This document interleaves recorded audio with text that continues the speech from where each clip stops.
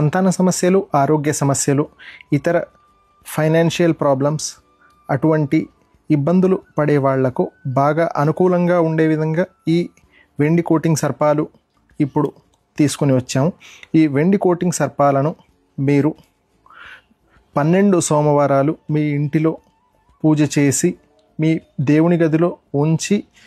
మీరు శివారాధనకు సమానంగా చేసి నిత్యము శివనామ స్మరణ అంటే ఓం నమ శివాయ వంటి మంత్రాన్ని జపిస్తూ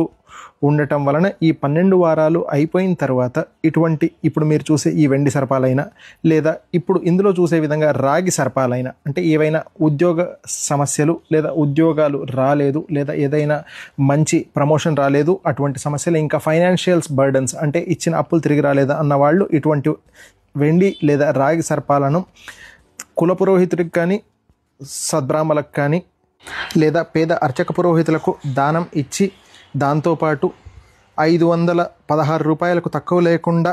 ద్రవ్యాన్ని ఇచ్చి వారి ఆశీర్వాదాన్ని తీసుకోగలిగితే